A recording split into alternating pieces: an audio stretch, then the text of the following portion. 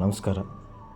ಧರ್ಮಸ್ಥಳದ ವಿಷಯದಲ್ಲಿ SIT ರಚನೆ ಮಾಡಿದ ಸರ್ಕಾರದ ನಿರ್ಧಾರ ಸರಿಯಾಗಿಯೇ ಇತ್ತು. ಇದಕ್ಕೆ ಸಾರ್ವಜನಿಕರ ಮತ್ತು ಅನೇಕ ಸಂಘಟನೆಗಳ ಒತ್ತಾಯವೂ ಕೂಡ ಇತ್ತು. ಅದೇ ಪ್ರಕಾರ ಅನಾಮಿಕ ನೂರಾರು ಹೆಣಗಳನ್ನು ಹೂತಿದ್ದೇನೆ ಅನ್ನುವ ಕಾರಣಕ್ಕೆ ಆ ಥರ ಏನಾದರೂ ಅನ್ಯಾಯವಾಗಿದ್ದರೆ ಅವರಿಗೆ ನ್ಯಾಯ ಸಿಗಲಿ ಅನ್ನುವ ಹಿಂದೂಗಳ ಸಹಕಾರವೂ ಕೂಡ ಇತ್ತು.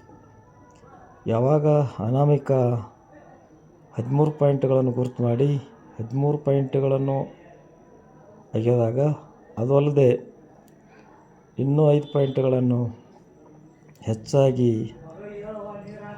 ಗುರುತಿಸಿ ಅದನ್ನು ಕೂಡ ತೆಗೆದರೂ ಕೂಡ ಏನೂ ಸಿಗದೇ ಇದ್ದಾಗ ಸರ್ಕಾರ ಎಚ್ಚೆತ್ತುಕೊಳ್ಬೇಕಾಗಿತ್ತು.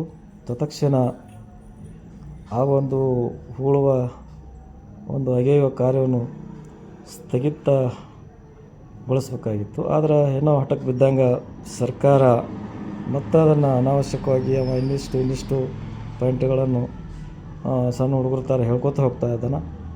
ಅದನ್ನು ಬಂದ್ ಮಾಡಬೇಕು. ಹಿಂದೂಗಳಿಗೂ ಕೂಡ ಒಂದು ತಾಳ್ಮೆ ಅನ್ನೋದು ಇರ್ತದೆ. ಅಕಸ್ಮಾತ್ ಹಿಂದೂಗಳ ಕಟ್ಟೆ ಹೊಡೆದರೆ ಸರ್ಕಾರ ಗಂಭೀರ ಪರಿಣಾಮವನ್ನು ಎದುರಿಸಬೇಕಾಗ್ತದೆ. ಜೊತೆಗೆ ಏನು ಅನಾಮಿಕ ನೂರಾರು ಹೆಣಗಳನ್ನು ಹೂತಿದ್ದೇನೆ ಅಂತ ಹೇಳಿದ್ದ, ಅಲ್ಲಿ ಒಂದೂ ಕೂಡ ಸಿಕ್ಕಿಲ್ಲ. ಕೇವಲ 6ನೇ ಪಾಯಿಂಟಲ್ಲಿ ಒಂದಷ್ಟು ಮೂಳೆಗಳು ಸಿಕ್ಕಿವೆ ಅಂತ ಮಾಹಿತಿ ಇದೆ. ಅದರ ಬಗ್ಗೆ ತನಿಖೆ ಆಗಲಿ. ಆದರೆ ನೂರಾರು ಹೆಣಗಳ ಹೂತಿದ್ದೇನೆ ಅಂತ ಹೇಳಿದಂಥ ಅನಾಮಿಕ ಸುಳ್ಳು ಹೇಳಿದ್ದಾನನ್ನುವ ಅನುಮಾನ ಎಲ್ಲರಿಗೂ ಸಾರ್ವಜನಿಕರಿಗೆ ಕಾಡಲಿಕ್ಕೆ ಶುರುವಾಗಿದೆ. ಕಾರಣ, ಸರ್ಕಾರ ಮುಂದೆ ಏನು ಮಾಡಬೇಕು ಅಂತಂದ್ರೆ, ಅನಾಮಿಕ ಯಾಕೆ ಈ ಮಾತು ಹೇಳಿದ, ಅವನ ಹಿಂದೆ ಯಾರಿದ್ದಾರೆ, ಅವನ ಮೇಲೆ, ಅನಾಮಿಕನ ಮೇಲೆ ಕಠಿಣ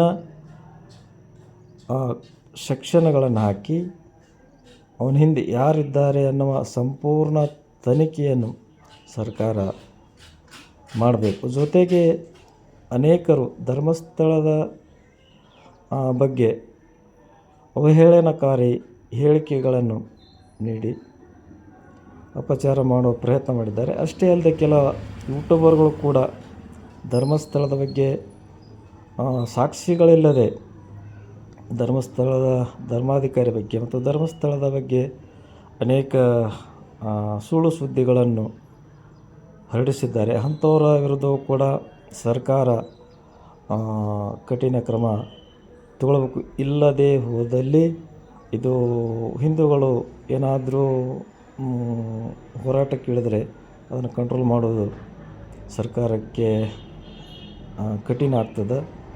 ದಯವಿಟ್ಟು ಸರ್ಕಾರ ಏನು ಇವತ್ತು ಅನಾಮಿಕ ಅದಾನ, ಅವನ ಹಿಂದೆ ಯಾರದಾರ, ಜೊತೆಗೆ ಯೂಟ್ಯೂಬರ್ಗಳ ಉದ್ದೇಶ ಏನು, ಸುಳ್ಳು ಅಪಪ್ರಚಾರ ಮಾಡಿದ ಯೂಟ್ಯೂಬರ್ಗಳ ಉದ್ದೇಶ ಏನು, ಇದರ ಸಂಪೂರ್ಣ ತನಿಖೆ.